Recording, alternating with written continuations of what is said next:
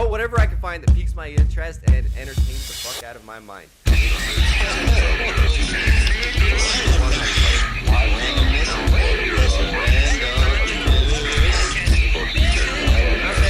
Sometimes people ask me what I'm about. I don't know.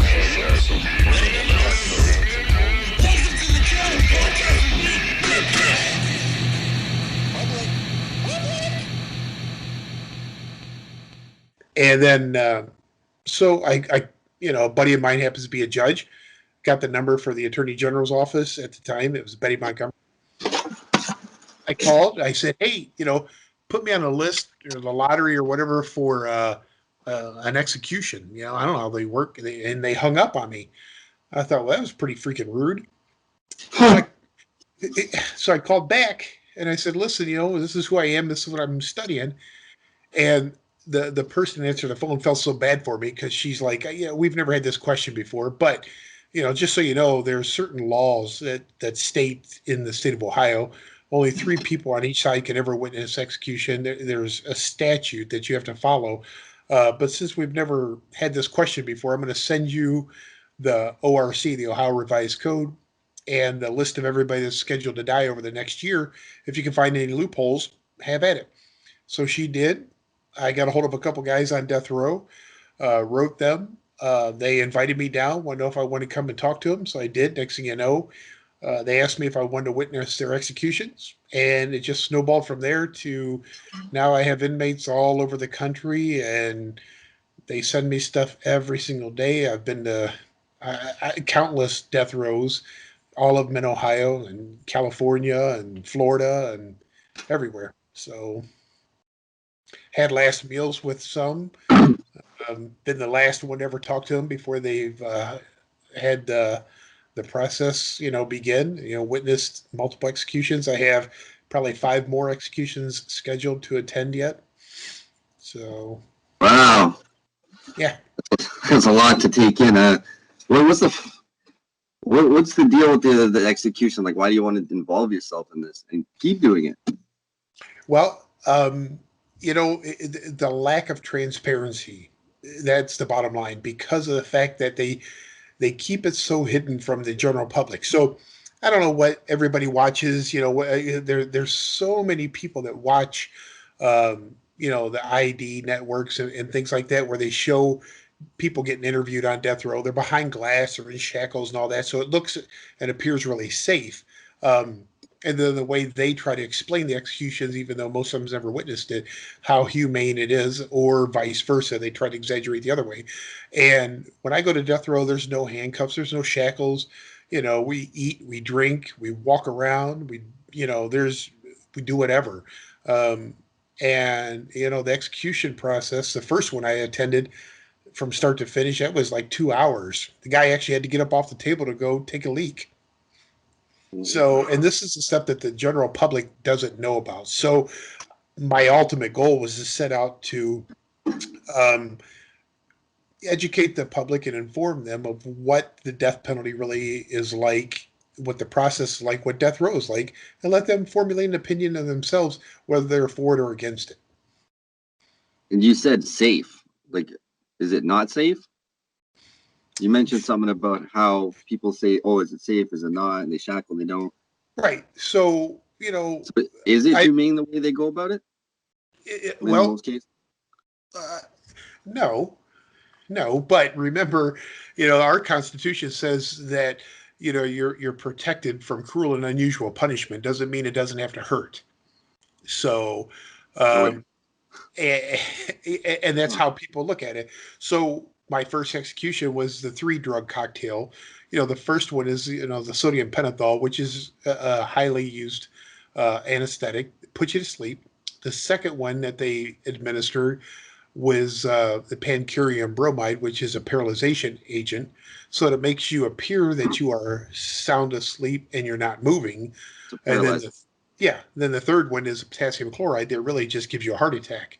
The problem gets to be that since the doctors and nurses take a Hippocratic oath to do no harm, there are no doctors or nurses that are able to take part in the execution. So they're pretty much trained EMTs in the prison staff. And They don't always necessarily hit the right veins. Oh, If you're an anesthesiologist, there's a science to it all. So if you're getting an operation, I'm getting an operation, we're going to get totally different amounts of drugs administered to us to put us to sleep. Where on death row, you're just getting injected and hoping for the best. So sometimes the drugs wear off before the other ones take effect. oh, and you've seen this? Oh yeah, yeah. What does that look like? Horrible.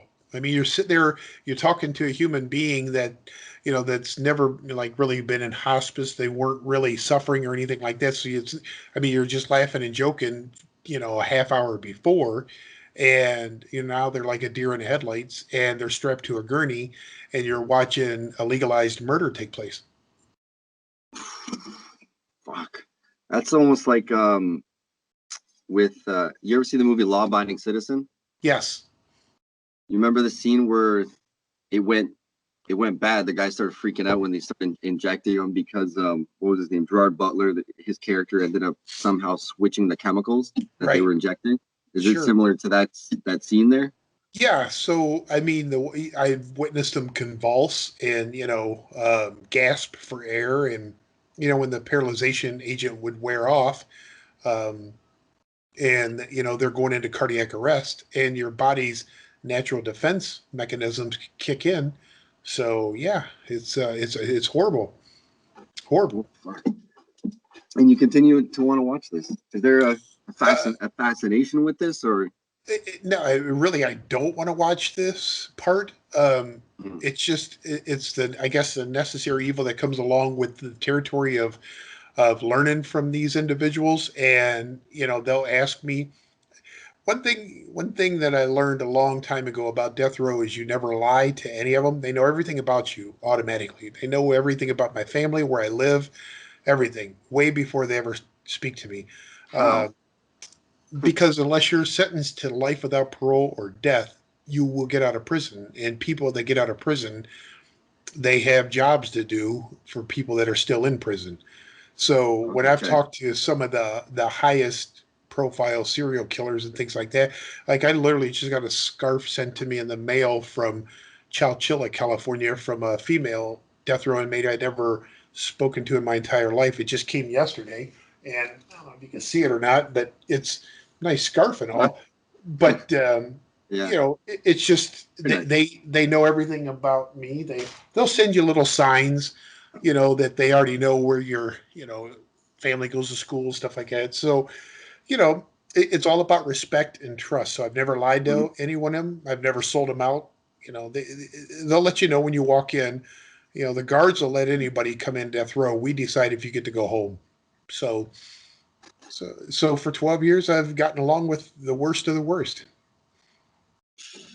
So it's at first when you contacted me or talking about this, I thought this was a fascination thing, but then again, you're a psychologist. I started picking up on that, and maybe I was thinking, oh, this is a psychological thing. Maybe he talks to them because the psychologist helps him get through it, Nope. or he watches it for psychology purposes. But it turns out, like you said, it's awareness.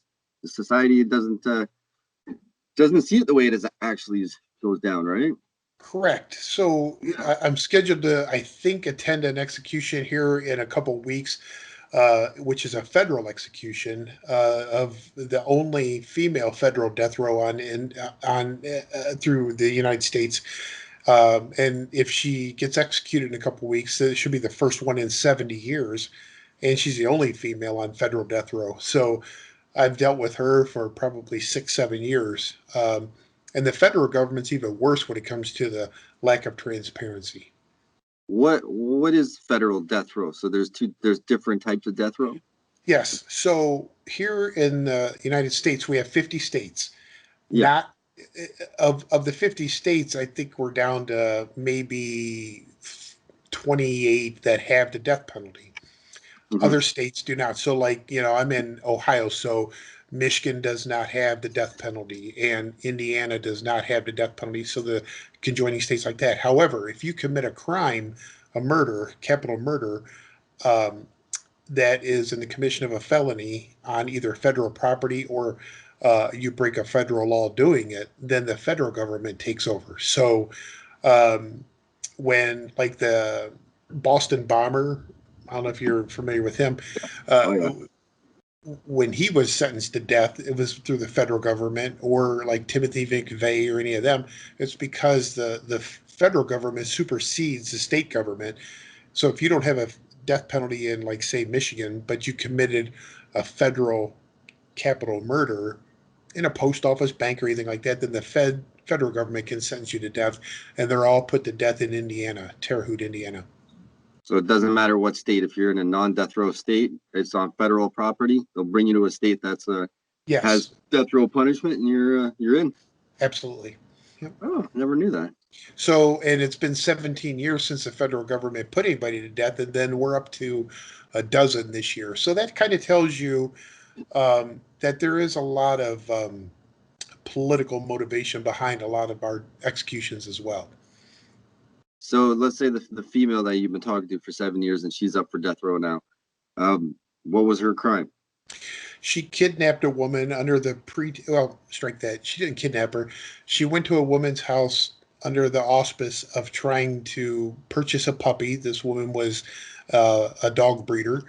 She was 8 months pregnant. This woman on death row now wanted that baby, killed the woman, cut the baby out, kept the baby, and took her across state lines. Taking it across state lines made it a felony or a federal crime. So that was 16 years ago. How did that baby survive? 8 Uh, months. That's like a month premature, and yeah, it was cut out. very, very healthy. The one little nick underneath the eye is all. So, from a psychological standpoint, what I look at is, okay, you've just taken a human life, you've premeditated that whole scenario, which means that you have kept your eye on this woman. You knew when she was about ready to deliver. You were able to formulate a plan to go in there, and after taking the life of another human being, you were able to, with precision, perform a C-section, cesarean section, without harming that child in any way, and the child survived. So that says a lot about her. Oh, that stuff I don't hear that on the news. Yeah, never heard that one. Right. That so she must have learned how to do a C-section prior. She would have had to have, I guess. I mean, and I've had a lot of people say, "Well, you can YouTube anything," and it's true, you can.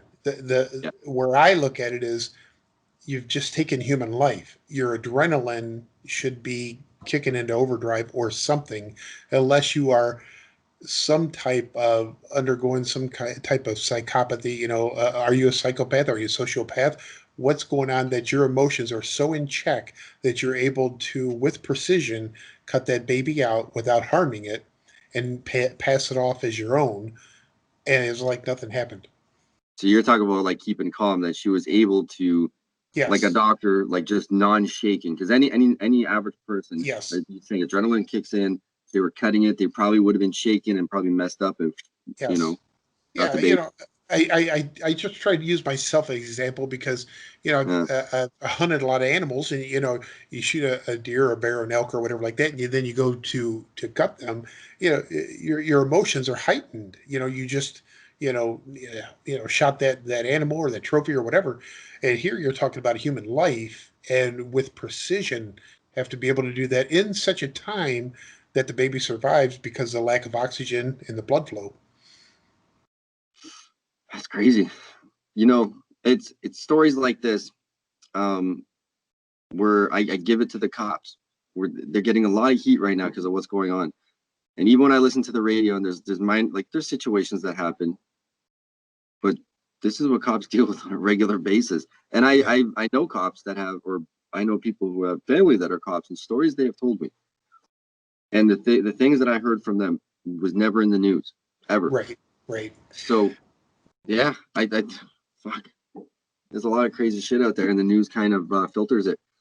Sure. I have to go with whatever, if it bleeds, it leads kind of thing. And, they sensationalize a lot of it. So, the police officers that I know, which I know tons of them, the majority of them, their jobs are more social work than anything. It's just when you see them on TV as making a poor decision or a split-second decision, then we judge them for it. Most people don't see all the good that they have done, the other 24/7. That I feel bad for them, because it's also, we don't see the good that they have done, but Right. you don't see the bad that's happening to them on a regular basis, that Right. kind of gives them that anxiety. Sure. You're a psychologist. Would you say that all the situations that they probably deal with on a regular basis kind of give them a heightened awareness, and maybe could get them to snap at some point, because they're kind of like, in their eyes, everyone's a suspect. You pull someone over, and if you're in a certain neighborhood, you're like, he could have a gun, he could shoot me, my wife won't see me, my kids won't have Christmas with me. It's always on the mind. You almost get desensitized to humanity because you're always on guard. Yeah, everyone watches cop movies, and they expect cops. Oh, look at how they are in movies. That's not how it is in real life. They probably just got shot at 10 a.m. and now they're pulling you over at 5 p.m. Yeah, and it's really sad because you could be pulling somebody over for the most minimal expired plate, but you don't know if that person's ready to take your life or not. Yeah, for all you know, he's got guns and drugs in the car. Right. So I mean, they have to be serious. They have to have a face. They have to be authority. People need to realize that it's when a cop is, oh my God, he's giving me attitude, and he's mistreating me. It's like, no, he's being firm and he's paying attention. Is what he's doing, because he doesn't want to lose his fucking life. So it's the duty, it's the job. And your senses are heightened nonstop. So when I go to death row, which until this zombie apocalypse, COVID hit, was all the time.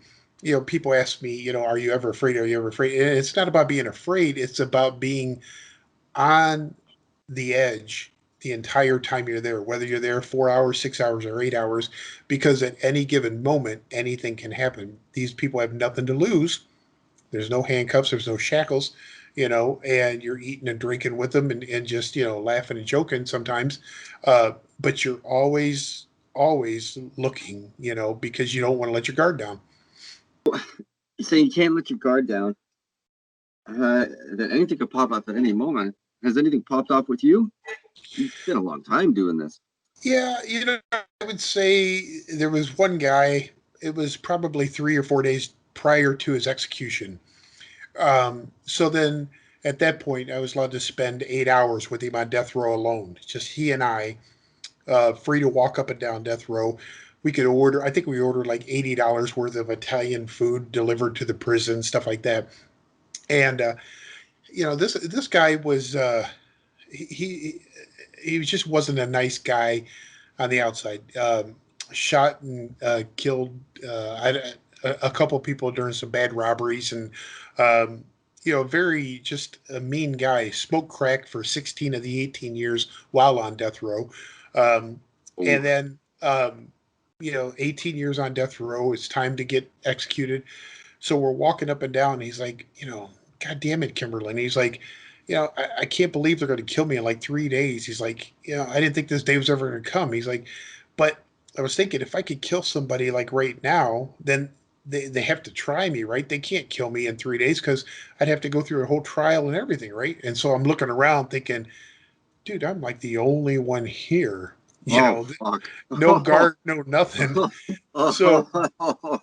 So right away, my adrenaline kicks in and I say, no way, man. I said, they're gonna kill you anyways, and they're gonna try you in absentia, find you guilty. You're gonna bring more shame and embarrassment to your family and everything else. So you got to go out with your head held high.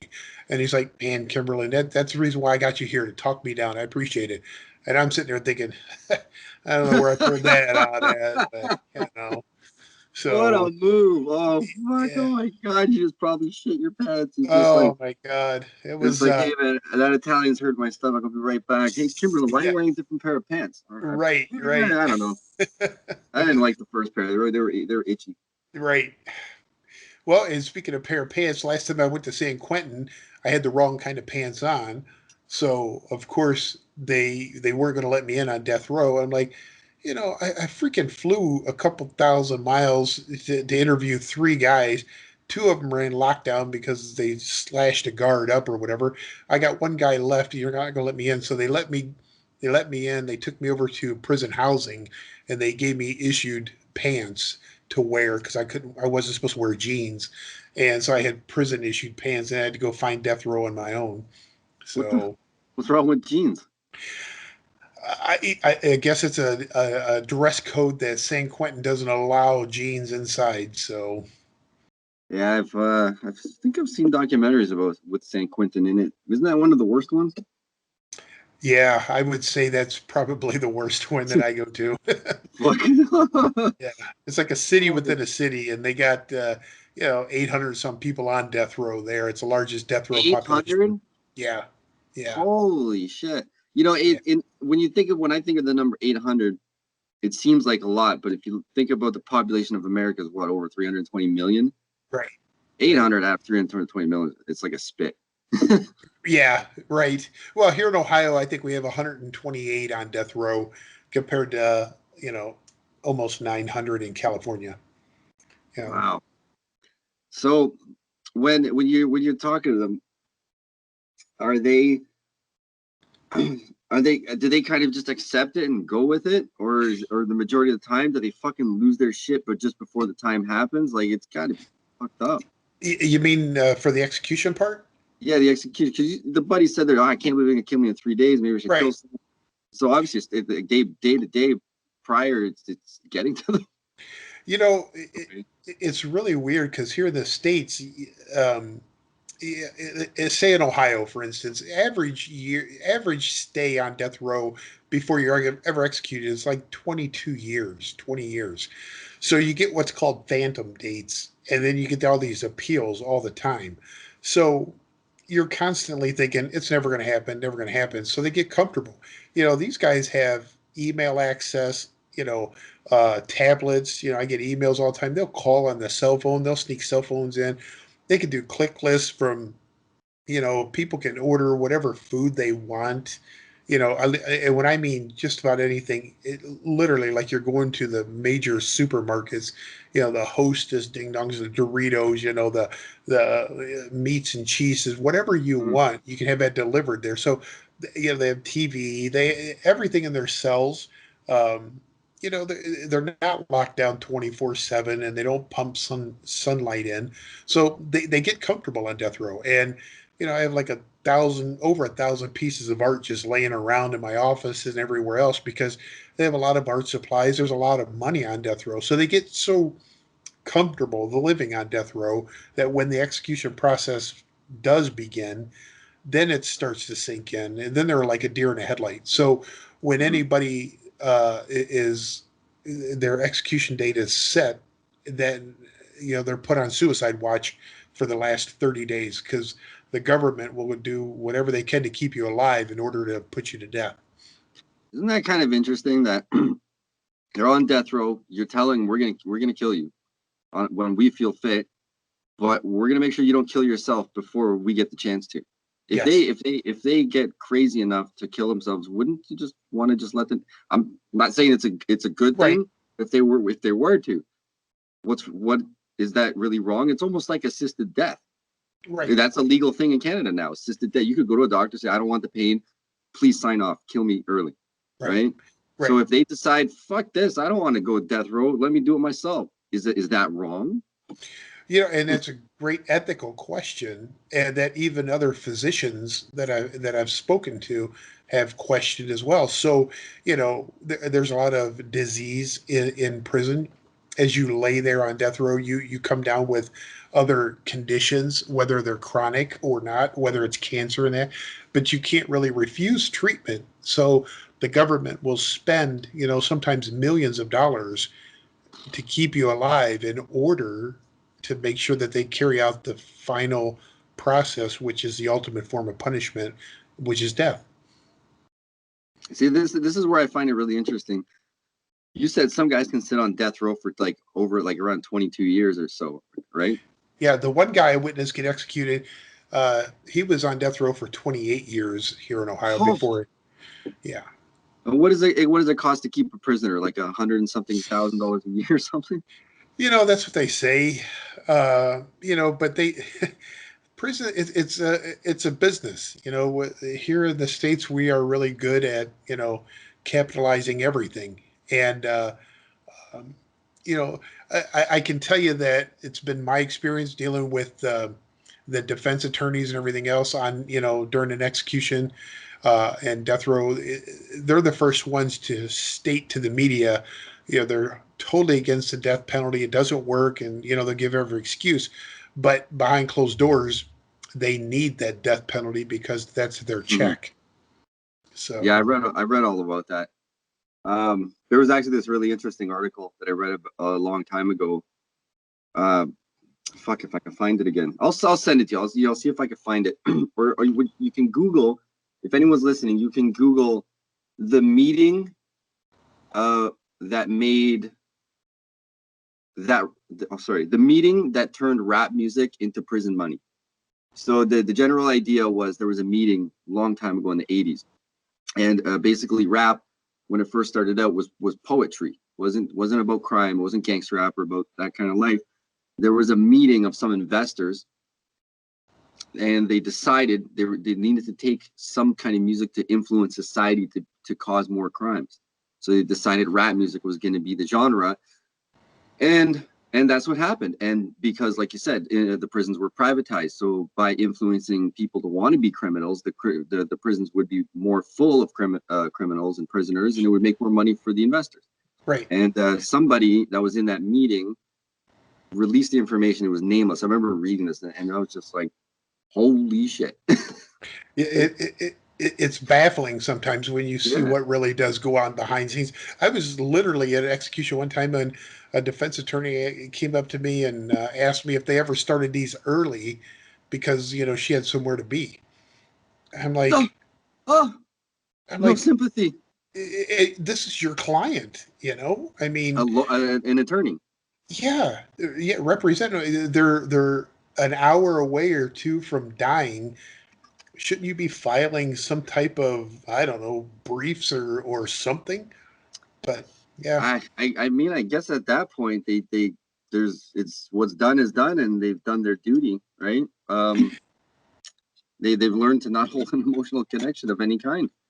It's a job. a poor job to have. I don't know. I've never met anyone like that would have a job like that. I don't think I'd want to hang out with someone that would. I don't know. I would talk to them. I'll talk to anybody, to be honest. Right. As long as you're cool. It's there is a point. There is a point, though. But right. For the most part, if you're cool, in my books, you're cool. Well, and that's why I talk. That's why I talk to so many of them on death row, because there's a wealth of knowledge there. Not all of them grew up in horrible childhoods and abused or poor or homeless. Some of my guys are very wealthy, come from really good families, and they made some really horrible decisions, or they just really like to kill and rape. Oh, wow. See, this is where it's different with me and you, because you're a psychologist. It's all, the study of the human mind and behaviors and everything. If I were to go do this myself, if I was as the general public, as I'm called, if I decided, hey, I want to go, hang out with death row inmates, I want to make them comfortable, just shoot the shit with them before they go, it's right. Then people would think I'm a sick person. I would get cancel cultured like you wouldn't fucking believe. Right. You, on the other hand, because you have the psychology background there, that's fine. It works because yeah, and I don't know why. I mean, because honestly, I didn't go into it that way. When I first started, I went in with a suit and tie and everything else, and I realized that they don't want to open up to you. So then I started talking with them instead of down to them or to them or anything. I mean, I was straight up with them. I'm like, listen, I don't know what the hell I'm even doing here. I just need to learn why you're here, why the rest of these guys are here, and what brought you here. And it mushroomed from there. And I really had no intentions of writing a book or anything like that, but teaching, they always want you to publish. So I threw a book together, and thinking, well, the family and friends will buy it, maybe some students for extra credit, and that's it. And then it blew up. And next thing I know, I'm getting, requests from death row and inmates from all over the country, come talk to me, interview me, do this, do that. And, so I've talked to some of the most high profile ones all the way down to some that nobody's ever heard of. And I treat them all the same. I joke with them. I might visit one of them for 4 hours and never even talk about their crimes. I've learned over the years that the least amount of questions you ask them, the more they'll tell you. And yeah, yes. So can you hear me okay now? Yeah. No, but the thing about, like you said, it's all about awareness, but you're also a psychologist, so you need to learn these things. See, to me, it makes total sense that someone in your position would do this, because these people, something in their psyche, in their life or whatever, it made them tick and cause these actions. And without studying these actions or studying these people to see what they are, like how are we able to prevent or help people in the future from causing these actions later, right? It makes sense to me. Right. The problem gets to be that people have formulated their opinions one way or the other, that you'll never convince otherwise. So, here in this country is we like to have everything black and white. So, um, you have this segment of the population, and I'm just using this as an example, that state that you are born homosexual, gay or lesbian, and that that is a gene or biologically you cannot control. And then you have the right wing, Christian conservatives saying it's a learned behavior, it's a sin, everything else. So if you were to, if you were the world's greatest geneticist and you found the gene that you could prove with a 100% certainty that homosexuality is purely biological, and you showed the world that, you would still never convince the right, conservative Christians that it's that way, that it's biological. The same when it comes to the criminal behavior. So I find it difficult to believe that you can learn how to uh, um, enjoy taking the life and killing multiple people. Some of my people have killed, 60, 70, 80 people, raped and murdered all of them, and they enjoy it. I mean, they get off on this. So, um, to me, that is abnormal. There's something biologically wrong with that individual, but there's that segment of the population you will never convince otherwise. So it's like falling on deaf ears. So, it's just, the only thing that I can say that I've learned with certainty over the years is that the people on death row are dangerously normal. The serial killers and the mass murderers, meaning they could be your next door neighbor, they can be your classmate, they could be anybody, because they don't run around with serial killer tattooed on their forehead or anything like that. That's the reason why a lot of them get away with it for so long. They're dangerously normal. Yeah. We've had some cases recently here where, what was his name? Michael Minassian, I think. Have you heard about him? He was the one that rented the truck, ran down about 10 people in downtown Toronto, North York. Right. Yeah. His reason was basically he couldn't get sex. Right.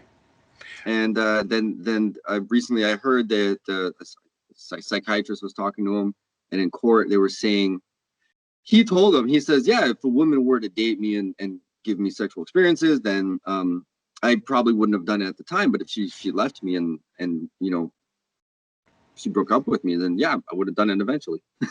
Right. So he was ready to do it. It was on his mind, and he had his own rules of when and when, like where and what situation of life. Right. I have one guy, who's killed 50 and raped and murdered, and then really big into necrophilia, which a lot of them are the mass murderers, the serial killers, anyways. And I asked him flat out, I'm like, why'd you kill them all? He's like, I didn't kill them all. He's like, I raped plenty of women I didn't kill. I said, okay, so then where did you draw the line? He's like, I sometimes I just wanted to have sex, and the only thing that cost them their life was the fact that they either told me I can't kill them because they have a family, or they started praying to God. Once you tell me no, or don't do that, or they start praying, then you're dead. I had every intention of leaving them alive until then.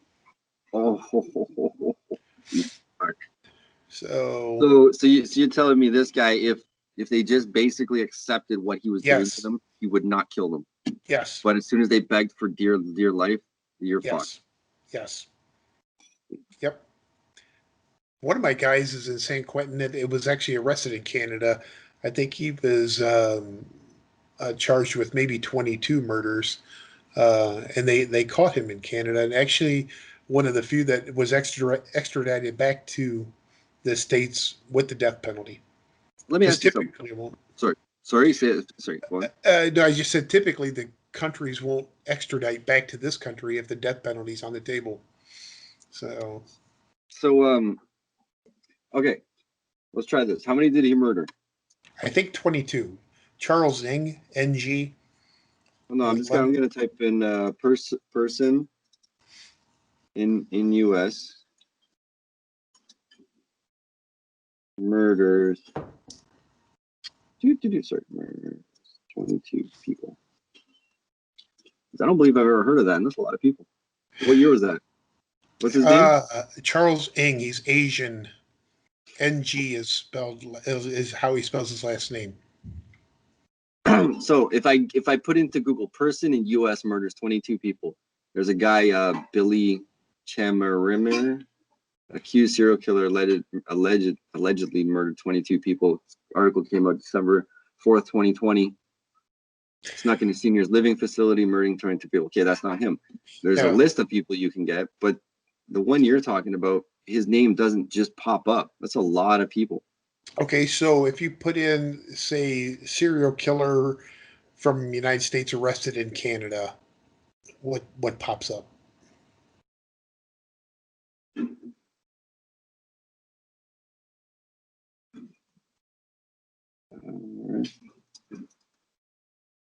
Okay. Serial killer. Macarthur is the most prolific. Yeah, Macarthur is the one I was talking about in Toronto. He was the one killing all the in the gay community. Mm-hmm. So he pops up. So Bruce Macarthur, Canadian police arrest suspected serial killer. No names. No. See, Paul Bernardo, Bruce Macarthur, same thing. Yeah. What if you type in just serial killer NG? NG.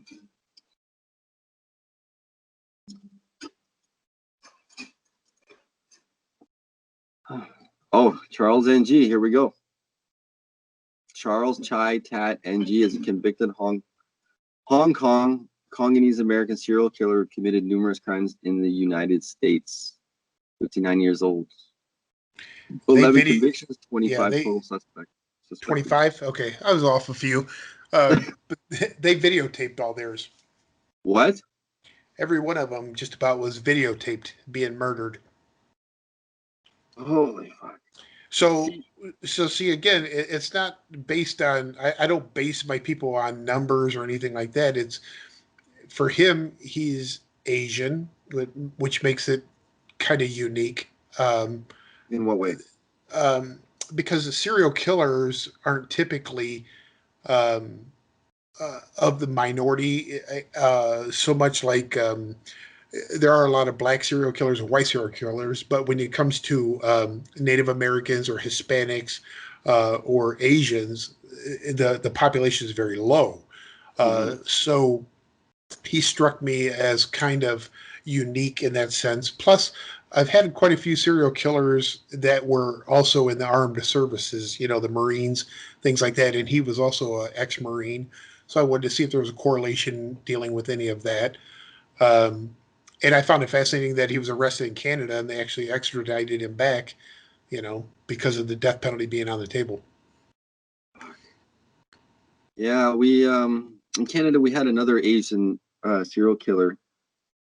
They did a documentary, "Don't Mess with Cats" or something. He was He was Asian, and he was in Montreal, Quebec. Okay. You remember him? Yes. And he chopped up his roommate, and then he sent like pieces of it to Parliament or something like that. It was really weird. There's a huge Netflix documentary on that one, I think. Yeah, called some "Don't Mess with Cats" Don't F with cats or something. "Don't Yeah. Fuck with Cats." Yeah.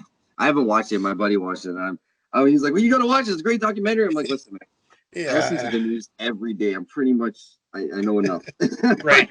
I haven't watched that one either, so I don't watch a whole lot of them because I mean, when you talk to them in person, you know, most of the stuff on TV is either embellished or so far off.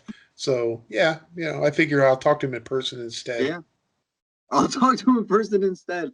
Yeah. Holy shit! So, man, you've talked to some fucking really out there people. Oh my god, that is crazy. I'm trying to think about what we could talk about that. This is so honestly, this is probably one of the greatest podcasts I've ever done, where it's so informative. I talk with people and it's informative depending on who they are and what they do. Right. This is something else. It's just really interesting. I'm not gonna lie. I do find this stuff interesting. I do watch a lot of documentaries on drug cartels, crimes. Sure. Yeah. Sometimes serial killers, depending on who it is. Like the whole Epstein documentary on Netflix was phenomenal. I'm not saying about what he did, but I mean just the way they put it together was great. It was I learned a lot from that one too. Yeah, I watched that one. It was good, right? What was it called? It was excellent work. I mean, there was stuff I never knew of, you know. So those things I like to watch. But when it comes to death row and serial killers and stuff like that, I'm not one of those groupies. I don't, some of the, I probably have 50 or 60 letters back here or upstairs or in my office, never even been opened yet, because sometimes you just have to walk away from it and take a break. When you get 15, 20 pieces of art a week in the mail, from all different death rows, and I'm talking beautiful pieces of art. Some of them are, other ones are done with human blood. They look like crap. Oh my God. I get a lot of that. Oh yeah. Absolutely. So what crime the fuck? scene photos where how do you know it's human blood?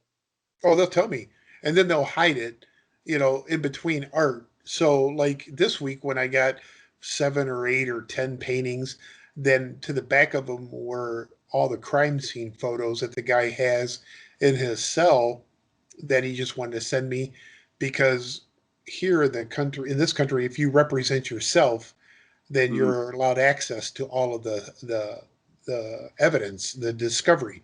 So that's what he was doing. So he could get off to these pictures of mutilated bodies and, his cellmate that he killed. And I mean, and they're the actual real photographs that he taped to the back of the paintings and stuff.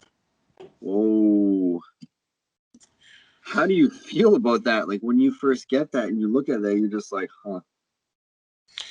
Well, and then that's where you have to check yourself sometimes, because, my wife and kids and that, they're so used to it that, I'll come home and, they'll set their glasses on top of artwork and everything because it's my fault for not clearing it off the table, or I leave it there and let them open it up if they ever get around to it. And so you get desensitized to it. So I'll get letters or paintings or something from an inmate from whatever death row, and I'll look them up. Maybe I'll Google them and I'll be like, oh, they only killed like 3 people. Then you have to catch yourself, because then you start thinking, okay, why did I just say that? Because 3 people are still 3 human lives, regardless of if it's 1 or 100. So why, you find yourself getting desensitized to it. So unfortunately, that's part of the downfall of doing what I do, is the fact that you do just, brush it off. I understand the desensitized part, and I'll give you an example. Is I'd say, listen, like from movies, like watching a horror movie, especially like as a child. I started watching horror movies when I was like 5 years old. What kind of No, I shouldn't have, man. I used to like, because the Child's Play Chucky. Yeah. I used to run and jump into my bed because I thought Chucky was under my bed. Someone was gonna grab my legs, right? So like Right. that little half-foot gap, I was scared of it like for years. So, but why I'm saying this is because I used to work in construction, and this guy I was working with, he had a buddy who was a detective, and he came to see us one time, and we were all talking, and he said he was a detective and all this stuff, and he's like, hey, you want to see something cool? And I was like, what? Pulls out an envelope out of his car, and he goes, check this out. Look at all these crime photos that I just acquired. He's like, things I got to investigate. And these are pictures of dead people. Yeah. From accidents, from shootings, stabbings, whatever, all kinds of crimes. He's like, I'm investigating all of it. And I'm looking at these pictures, and I'm like, so these are real? And he goes, yeah. And I go, it looks like a movie. This doesn't look real. I'm like, the guy looks like a dummy. He doesn't even look like. There was one picture where there was an accident on a four-wheeler, and it drove into like a semi or something, and it pulled the guy's head off. So the guy's head was on his back, and his whole neck was ripped open. But the body was white. The eyes were pale, and it's no color. Yep. Just nothing. And I'm looking at it, and I'm like, this looks fake. And he goes, that's a real person. I'm like, maybe if I saw it in person, it would look real, but this doesn't look like. You know what I mean? But I think it's from seeing it in movies constantly. Like the movies look more gory than the real life picture, right? I literally have my table back here, our own dining room table. It's been here for, I don't know, a couple of weeks, and my wife walks past. Everything is crime scene photos of a guy with a knife still sticking out of him. One where they're holding his eyes open on the autopsy table. Probably 22 puncture wounds, blood everywhere, all these different, and it's just laying right here behind me because I haven't put them away yet. Because you just get so desensitized to it, and you're like, oh yeah, I forgot about those. Yeah, there was all. I guess so. I mean, when you see it on the screen, it's nothing. I've been watching a bunch of documentaries lately. There was this one. It was called Angels. It's about South Central. It's like Angels something in the sky. Mm-hmm. I could find it, but anyways, there was this guy, and there's 15 cops, and they had him backed up on a balcony of a house or on a front porch. And in South Central, there's I guess they call it ghetto news or something. And there was a guy who goes out whenever he gets cop calls, and he will film the situation, right? Because he wants to show the other side of the story than the actual news will about the situation that's happening in South Central. Right. This dude they wanted for murder, and 15 cops had him backed up on a balcony, and they says, listen, we're gonna send out the dog if you don't give yourself up. And he says, I'm watching. Whoever releases that dog, I'm gonna shoot you. And they're like, okay, well, too bad. And they let go of the dog. The dog came, and he went to throw a shoe at the dog, and the 15 cops blew him away. Damn. In the documentary, and I watched it, and I was like, I just watched a guy die. Yeah. Just and he's done. Yeah. Like a movie, you can see it's like RoboCop. Right. Like the chest is exploding in blood packs. Right. It's insane. And I'll send you these pictures when we're all done. A few of them, just so you can see the gravity of it. And do what you want with them. I mean, it's just they're laying everywhere. That's. I'll check it out. Yeah, it's different. So, have you ever, with these inmates, did you ever kind of feel emotional for any of them? Did you like kind of a friendship happen? No. Never? No, I separate myself from that from day one. It used to be when I first started that every one of them had to admit that they were guilty before I would ever talk to them. And 90% of them did. And then as my name got out there more and other people from, high profile ones started contacting me, then I didn't really care so much of whether they thought they were guilty or innocent. I would look in their paintings or their writings or when I would talk to them, and then I'd be able to address it that way. So, but no, I mean, I consider them research subjects. Now they consider me their friend a lot of times, but and I let them think that way. But everybody has their own way of dealing with it. They're very manipulative on their side, and I can be manipulative on my side, I guess. And you just said you can be their research subjects, and they think of you as your friend, and you say both parties, you and them, can be manipulative. Mm-hmm. they obviously have access to podcasting. If they were to hear you say that, do you think it would affect that kind of relationship at the moment you have? You know, at some point, this will all come to an end. That's the reason why I have, 1,000+ pieces of art laying around and probably 5,000 letters and everything else, because I've never sold anything. There's a huge market out there. I don't know if you've ever Googled To sell prison art. oh yeah, death row especially is, and especially, high profile names. So I've never sold anybody out. I've never turned anybody, never talked to the media on them or anything like that. And said, this person confessed to me, which some have. They've confessed to other crimes and things like that. But So at what's the some point point, of telling them if they're already going to die, right? right? So, other than the fact that at some point I would like to help bring closure to some families with some other bodies that are out there, and I do have maps to some bodies yet in 2 different states. So when that gets to that point, then I'll cut myself off a death row, and no longer visit them, because at that point they'll probably want to do more harm than good. So So when you say you have maps to bodies, did you just yes. say something that could get me in trouble for posting you saying that online? No, because here's the deal. Even the feds, I've worked closely with the FBI on a couple different cases with serial killers, and they've confirmed. There was the producers that I had coming out of London. They flew over a couple years ago. We started filming all the way up to where the location of the body was buried and things like that. And the FBI is like, they were prostitutes. We just don't have the resources for that stuff. I mean, they don't really seem to care. And that's horrible, because before they were ever a prostitute, they were somebody's daughter, sister, loved one, no matter what.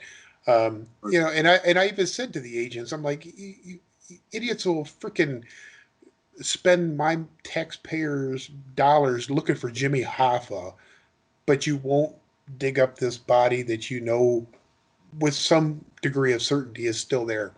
Like, yeah, pretty much. Hey, you're right, because it's a 50-50. Sometimes it's like a strip club. Recently, I call into news radio all the time, and Pornhub is taking a lot of heat because apparently they've been finding child pornography and rape on the website, and they're trying to regulate them even more. And now in Canada, they're trying to lay down regulations on the website because it's a Canadian website. It's actually the number. We should be proud of it because it's Canadian and it's the #1 porn site in the world. But it's when I called into the radio, I go, I told the host, because it's interactive radio, they come up with topics and say, call in, tell us your thoughts. And I go, okay, so you want to regulate it, which is stupid because it's 50-50. I'm sure there's a lot of professional porn stars out there, and definitely there are people that are doing it against their will. If you're going to go after the porn site, why aren't you going after every single strip club out there? Right. It's a 50-50. Do you think every single stripper wants to be doing that? Right. And they're like, good point, right? Yeah. Fair point. Well, it's a. I'm not going to say that these serial killers don't always lie or don't always tell me the truth. It's a flip of a coin. Are those bodies there? You know what? I think that they are, because of the consistency over the years. But that's regardless of the fact that you should at least look. You should, like, the fact that they're labeled strippers, that's what they said, that they were buried. Right. Strippers buried. Okay, fine. One of them could have been a bad stripper. One of them could have been not wanting to be a stripper, and her family really wants to know that where she went. Right. She could have been trafficked. It's just, before you label them, the first part about them is they were human, and now they're dead. So why don't you go after the deceased human instead of labeling them as a dead hooker? I don't know. I'm not American, but I love FBI. I love the FBI in the movies. It's a great agency. It's just everything is so political, everything, and In the America, death. yeah, I bet. Yeah, and the death penalty is one of the most politicized topics right now. So we have a new administration coming in a matter of weeks, Hmm. and the execution that I may or may not attend, I'm not quite sure yet, is going to hinge on the fact that if they can get this girl a stay one more time until the president elect takes office, then she'll live out her days on death row and be commuted because the new president has already said on the federal level he is going to do away with the death penalty. The administration that's in there right now has Biden, Biden, yes, Biden's going to get rid of the death penalty in America. in the federal level, yes. Oh, and you So, agree with this? uh, see, now you're asking me a question that is should be irrelevant in what I do, because Okay, I, okay, fair enough. but I will say that in my opinion, the system is broken beyond repair. Yeah, I would say so too. And I think that we as America always think that we know best, and we're afraid to learn from other countries. When it comes to education, there's plenty of other countries that are better at it than we are. When it comes to healthcare system, plenty of other countries that are better at it than what we are.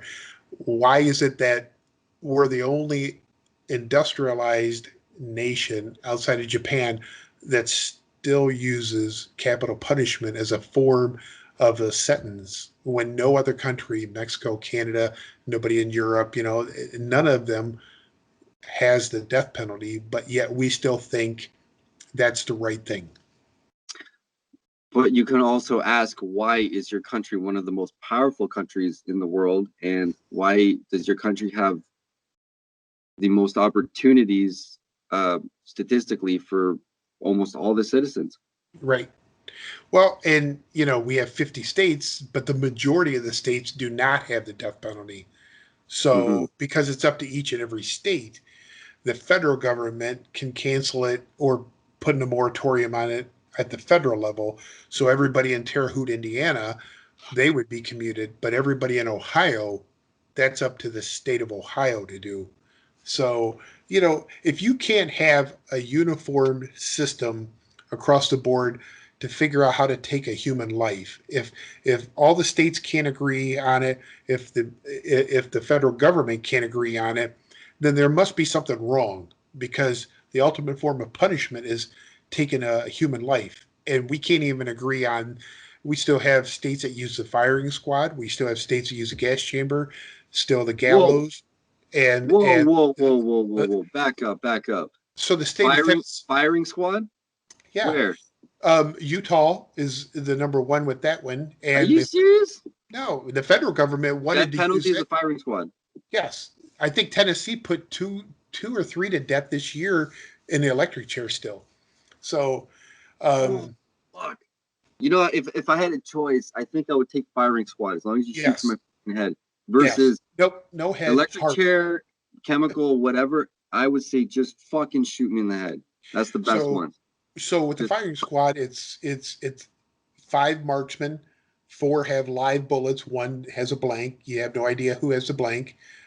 You're not very far away. Targets over the heart. Four out of the five shells right in the heart with the 30-30. If I had to choose a method to go, that would be the one to go. fuck.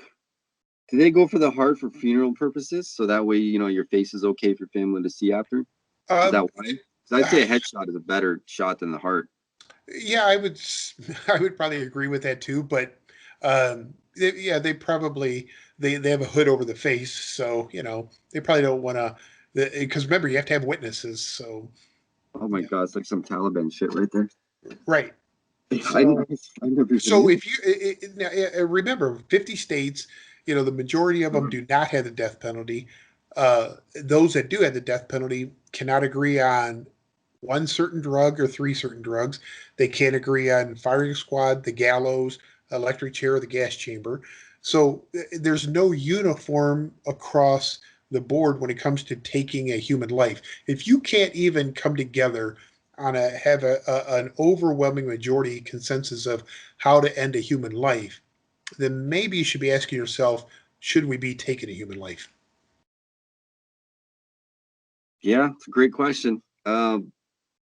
If I could add to that, I would like to say, for moral purposes, I am a self-recovered drug addict. And like you told me earlier about how the way they were putting down humans in the death penalty with the chemicals, why not give them ecstasy? Give them ecstasy and then do it. To be honest, there were times where I was so goddamn high, but I was so happy. And if I died right there, I would never have known. Right. Because we want you, remember, if I'm the family member, I want you to suffer in the worst possible way. I don't want you to enjoy your death. I want you to, we still have this eye for an eye thing, but since you stabbed my son or daughter or loved one 15 times, or you shot them or did whatever, raped them, I don't want you to go out, enjoying it. And that, again, that's what people don't understand on the outside is my guys will tell me flat out, they live on death row for 20 years. So if I'm on death row and I killed your significant other, and for 20 years you're following me to see me die, that's your ultimate goal, is to watch me die. I've owned you for 20 more years. I'm making you relive that for 20 more years. You have to be at every one of my appeals to relive it, and you have to fight for my death, even though you don't get any closure whatsoever, because your healing process doesn't start until the day I die. So for 20 years, I've just owned your ass longer. And 9 times out of 10, family members will die off before the people on death row, before they ever see them die. I know you're a psychiatrist and you probably can't answer the question, but just say death row inmate raped and murdered someone's daughter. They suffered because they got stab wounds, slow death. Why is it not fair for them to suffer a slow death or a wrong chemical imbalance for death row? Right. I mean, how's that wrong? It's like you said, it's tit for tat. Right. I can only say that if somebody killed a loved one, if somebody killed my son or my daughter or anything like that, if I didn't get to them first and take care of it, then I would not advocate for the death penalty for them. Why not? Because general population in prison is a whole lot worse than death row. That's a statement. Yeah, that is. Especially if you've raped and killed a little child. If you've raped, if you're a chomo, a child molester or anything like that, and you're on death row because you've killed as well, you're fine. You're getting along with everybody. But if you're a child molester in general population and killed somebody and you got life without, then you're not sleeping one single day without one eye open because somebody's coming after you. Yeah, and that's how I would want you to live out the rest of your life. That's actually, I would think that's good for a lot of people to hear. That's perspective right there. Mm-hmm. Death is the easy way out, right? Absolutely, especially when you have a single cell and you have all the amenities. I mean, every death row I've been to has been very quiet, very clean, very video games, TVs, all that shit. Very accepting. But you put them on general population, totally different story. Somebody's coming after you. I like that. I think we could just stop that right there. Unless you want to say one more thing. Other than thank you for having me on your show, because it's been an honor. That was a great honor, man. You were probably one of the most detailed guests I've ever had. I learned a lot from you, and that was great. It's almost like talking to like when I watch documentaries about things like this, it's almost like talking with the creator of that documentary, like actually in person, hearing the experiences versus watching it on a Netflix or Crave Prime. Right. It's just super cool. Yeah, there's no editing with me. It is what it is. I go into death row, and I hope to come walking back out. That's how I look at it. And I haven't gotten raped or shanked in there yet, so I got that going for me. Uh, so No, but you've met some really, really interesting people on your level. Fuck, I don't know. The general public couldn't handle that, but you seem to be doing well for yourself mentally and physically. yeah, You're good. more people should become educated about it, because I think that they would change their stance on um, the death penalty, and maybe adopt the views that Canada and European countries and even Mexico has when it comes to the sentencings that we have. We have the highest prison population, I think, in the free world, absolutely. Um, but it's a business, and Yeah. something's got to change at some point. Actually, it just came to mind. There's one question that I've wanted to ask you, and it just keeps slipping my mind. But out of all these inmates on death row, has there ever been one or any that you honestly believe probably were innocent and still got death row? Because this Yes. probably has happened. Yes. His first name is Tommy, and his last name escapes me because I have so many inmates. That's horrible. He's in Florida's death row. I think he's been on death row for maybe 42, 43 years. Oh, Uh, Never had a single ticket in there or nothing. Even the guards think that he's innocent. But when he was sentenced to death, there was no DNA. There was nothing at that time, and nothing to even test right now. And he was a nice guy. Wheelchair, everything else. Every time I saw him, he was just so grateful that I would even talk to him. Um, and I'd have to look him up or whatever. If COVID didn't kill him or whatever. Um, but he's probably the only one that I would say is probably innocent. what Yeah, was it? What was the charges and situation? I think they arrested him because his family was murdered. He was the only survivor, Uh, and he said he wasn't home. And 40 some years ago, they said, well, that doesn't fit the yeah, for whatever reason, and they arrested him for it, and he's been on death row ever since. So that sucks. yeah, That's that really a does. terrible one. That's a Yeah, real terrible one. yeah. And he's in a fucking wheelchair. Was he in a wheelchair the whole time, or did this happen in prison? Or Yeah, over the years, age wise, because he's probably pushing 75, 80 now. You know, holy so, fuck! yeah, yeah. If my whole family died like that, I would just, and I was on death row by accident, I would say, just come on, speed it Yeah, up. right. Like Yeah. that's for me, at least. Well, yeah, because then I sit there and I think, what's more punishment? The fact that you've lived that long, Hmm. knowing that you have no family left, that's torture even of itself. Fuck. Uh, Man, but other than that, most of them are, yeah, they're guilty.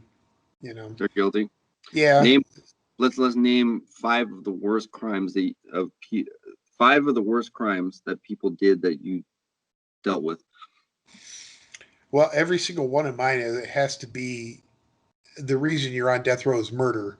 So, when you start killing, oh, geez, like the Charles Ings, those are out there a ways,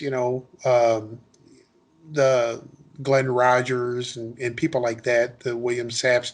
When you start killing and raping and then going back and, you know, victimizing the bodies, defiling them, necrophilia and that, Anthony Solwell's another one.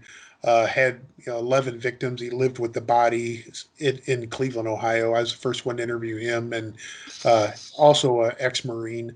Um, you know, those are the ones that just really strike you as they interest me in the sense that I want to get inside that head so much because that is so abnormal compared to my Scott Petersons and people like that that have killed one person and was placed or to because the unborn child and placed on death row, compared to serial killers that stalk and go after their victims and re-victimize them. And my one guy who said, because I asked him flat out, even filmed it. I said, if you could get out right now, because a lot of my guys have said, if they could get out, they just go live in the mountains and be by themselves and get away from society.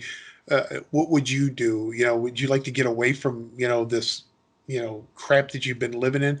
He's, looked at me and he said, no. He said, I'd probably go back to my hometown and, kill the rest of the family members that are still alive that I didn't kill, wipe out their bloodlines. I mean, Holy fuck! And at one point I asked him, because he hadn't seen he had two children. I said, you've been on death row 12 years now. When's the last time you saw your kids? He's like, 12 years ago. I said, so if I were to bring them here right now and set them down in front of you, what would you say to them? And he looked at me and stared right in my eyes, which felt like an eternity, but it was probably more like 30 seconds. He said, I wouldn't say a word to him. I'd kill him. He said, it's one of my big regrets, not killing them just because of my last name. They should have to live with my last name, so I should have just killed them. So I'm like, all right, good talk. Yeah, good talk. Yeah. Oh man, they shouldn't wait 20 years for that guy. I'm Right. sorry. Is you, as a psychologist, do you think it's possible to do anything in society to kind of prevent these people from taking these ways? Maybe, or do you think it's just once they snap, it's done. It's inevitable. Yeah, I think when you're talking the serial killer, um, stalking type like that, I think it's hardwired into them. I think there's something biologically wrong. There's something wrong with the brain chemistry, and I don't know how we solve that issue. Other people are going to snap, and I've had guys on death row tell me the flat out, listen, the only reason that I'm on death row and you're not is a split second decision. You have thought about killing somebody at some point in your life, but you had that restraint to keep from doing it, and we don't. So that's that split second decision. That's why we're here and you're not. Is it also life circumstances that can push a person to the point? Absolutely. Absolutely. So we have three, like let's say like three situations. There's people who just are chemically imbalanced in the brain. It's Right. inevitable. It's Yep. happening. There's life circumstances. They can't help it. And then, well, yeah, but the third one is the same thing. It's just a split decision, and they decided this is the better way. Right. Kind of crazy.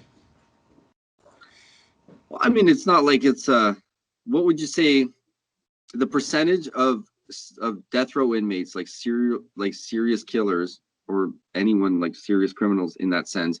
What's the percentage of that in 300 million in your population?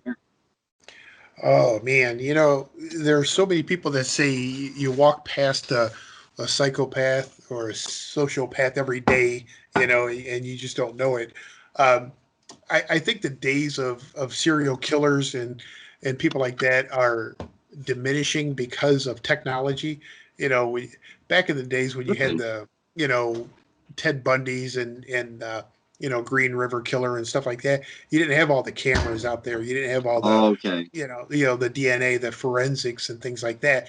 Where today, and I do think people sit back and think that way now, like, if I could get away with it, I would do this, and this, but they know that they can't really get away. So those are the ones that you want to question, like, okay, what's taking you in that direction? Other ones could care less, and they're just going to do it, and they don't care if they get caught or not. But I can assure you that none of them have made that decision based on the death penalty alone. So they're not going to sit here and say, I would have killed those 30 or 40 people if I lived in a state that didn't have the death penalty, because I don't want to be put to death. But Here in Ohio, we had the death penalty, so I can't do it. I'll move to Michigan and do it. Nobody thinks that way, that are real serial killers that have, the real psychopaths or sociopaths.